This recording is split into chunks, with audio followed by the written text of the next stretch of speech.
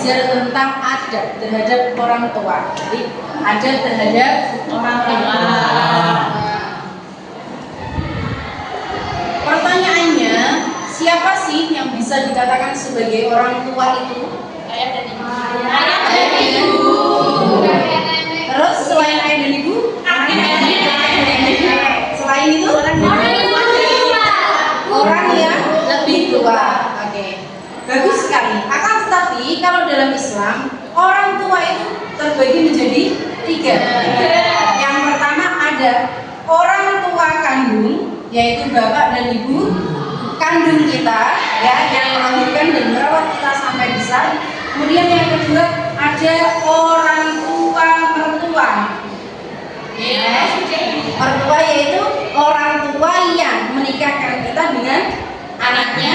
Dan yang ketiga ada aburo, yaitu guru kita, bapak dan ibu guru yang telah mendidik jiwa kita dengan pengetahuan dan ilmu. Lalu pertanyaan kedua, kewajiban kepada orang tua itu tidak boleh dibeda-bedakan, ketiganya harus sama.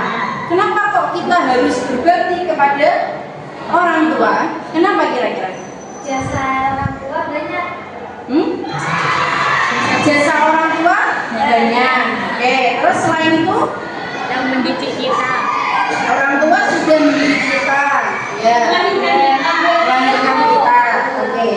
Nah, dalam Quran surat Luqman, ya, dalam Quran surat Luqman ayat 14 dijelaskan kenapa kok kita harus berbakti, kita harus punya adab kepada orang tua.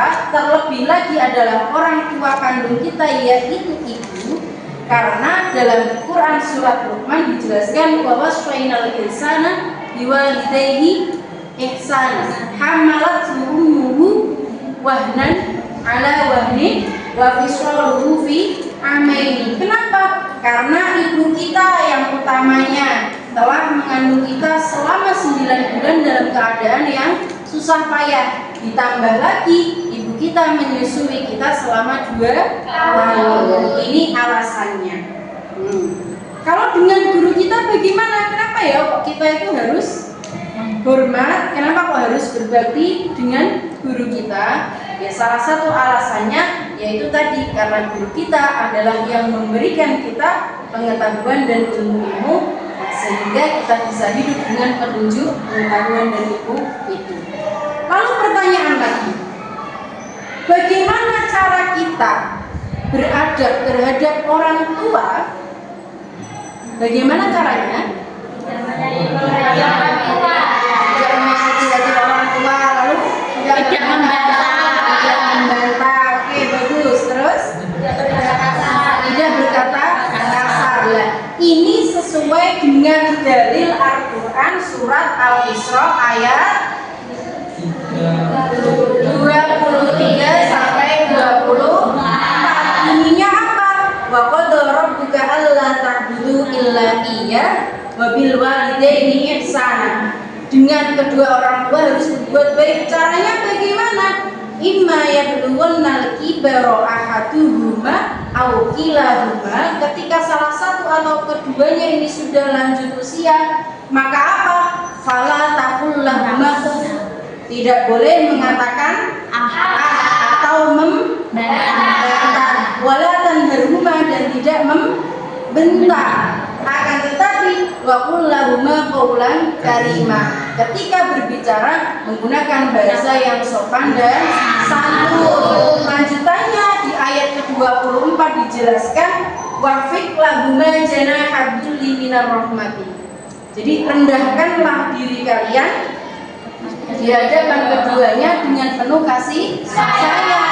Wa qurrabbirhamhuma kama rabbayani shaghira, dan kemudian senantiasa mendoakan dengan doa-doa yang baik-baik ketika orang tua kita masih di dunia maupun ketika sudah meninggal. Tidak hanya orang tua kandung, tapi bapak ibu mertua dan bapak ibu guru juga harus kita lakukan secara sama. Sejauh mana kita boleh berbakti atau menuruti Apa kata orang tua? Ada batasannya nggak kira-kira? Apa batasannya? Ketika disuruh masuk. Oke, sejauh mana? Yaitu sejauh ketika orang tua tidak memerintah kita untuk melakukan kemaksiatan. Lalu bagaimana sikap kita kalau ternyata orang tua kita mengajak kepada keburukan atau kemaksiatan? Jangan dilakukan. Menolaknya dengan baik. Menolak dengan baik-baik. Nah, ini ada dasarnya, ada dalilnya. Ada. Surat apa? Surat Luqman ayat 15. Wa in jahadaka ala an tusyrika bi ma laysa laka bihi ilmun fala tuti'huma. Kalau kok diajak orang tuanya untuk melakukan suatu kemaksiatan, maka jangan dituruti. Lalu kalau misalkan saya sudah mencoba menolak dengan cara halus, tapi kok bapak ibu masih marah-marah gara-gara saya nggak mau, pripun caranya? Dalam ayat tersebut, waswahibuhuma fid dunya ma'rufan.